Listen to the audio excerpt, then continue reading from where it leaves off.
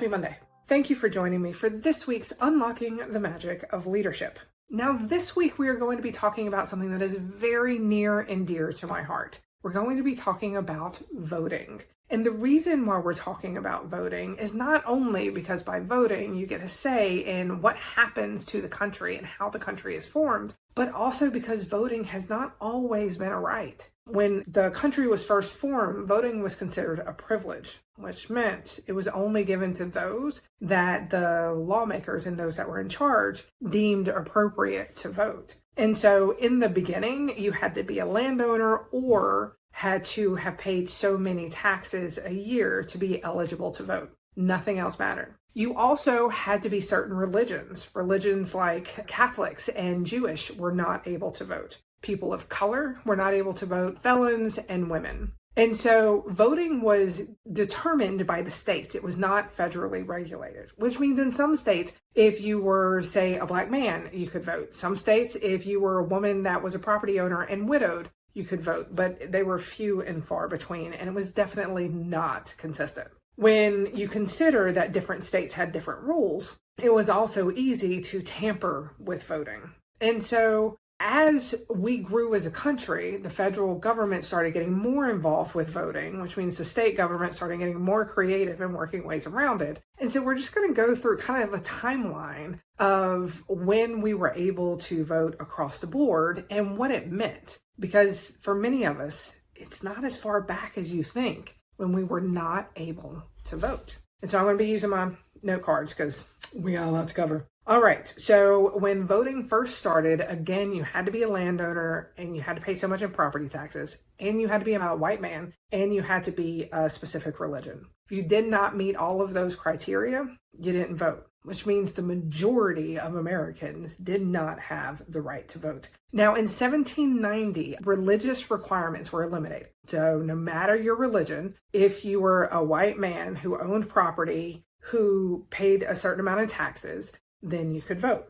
Okay, now fast forward to 1870. The 15th Amendment came into play. And the 15th Amendment said, it's from the federal government, said that states could not deny the right to vote based on race. But wait, there's more. To get around this, many states would create different rules and regulations. So theoretically, black men had the ability to vote, but the reality was very different. You see, there would be lengthy and sometimes almost impossible residence requirements, meaning if you hadn't been a resident of the state for, 80 years, then you didn't have the right to vote. There would be taxes that you had to pay at the poll, but only for black men. There would be literacy tests, but only for black men. And of course, the use of fear and violence. So say you met all of the requirements and you showed up to vote as a black man, there would be people there that would threaten you and your family. And it wasn't just threats, it was carried through with beatings, murders, and lynching.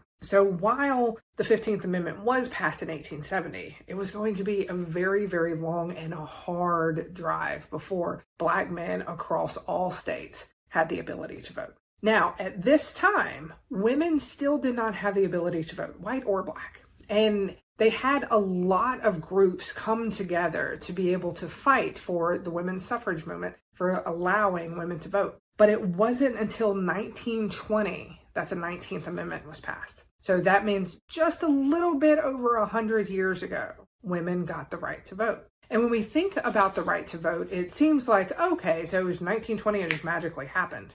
But again, there were a lot of different things that had to go down to give women the right to vote. If you remember about 3 or 4 years ago, I did a video on the Night of Terror. And the Night of Terror speaks to what these women had to go through. And it is exactly what you expect, and then some, to be able to gain us the right to vote. Now, there were a lot of rules and regulations within the states that were applied to women as well, so that when women would show up to vote, they either wouldn't be able to due to literacy tests, taxes, all of these things, or threats of violence. And so when we consider voting and we consider all of the people that had to come together across genders and across races to be able to give us the right to vote, it's pretty astounding.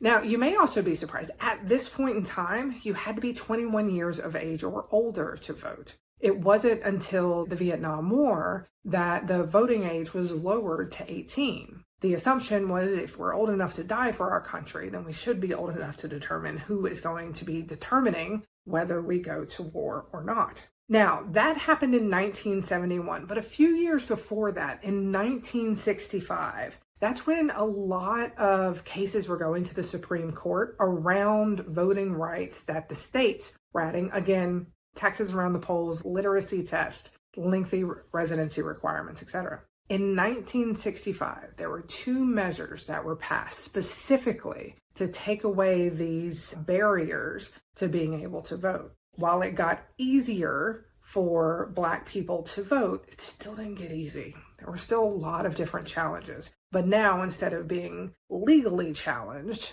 now it was against the law to keep a Black person from voting. This is just a very, very short synopsis of voting rights. If you look into it, this is a fraught history of the ability for so many of us to vote, which is why when it is this time, there's people that are passionate about helping you vote, helping you register, and understanding why it's so important, why your say matters. It's not just because we're determining the direction of the country. It's because all of the people in the past who fought to give you that right to vote.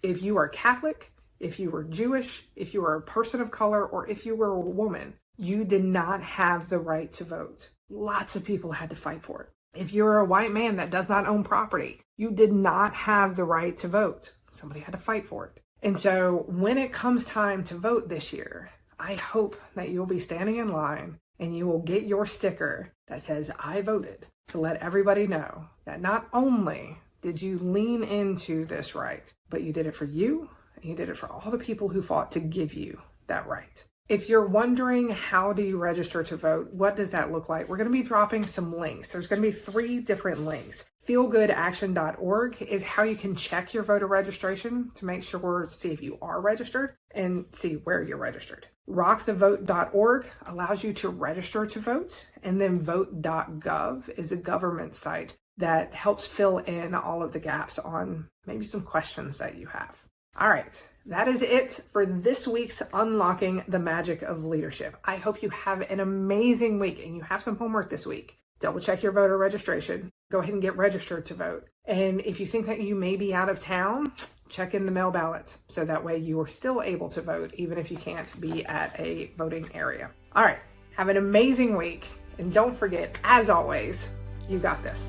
I'll see you next week.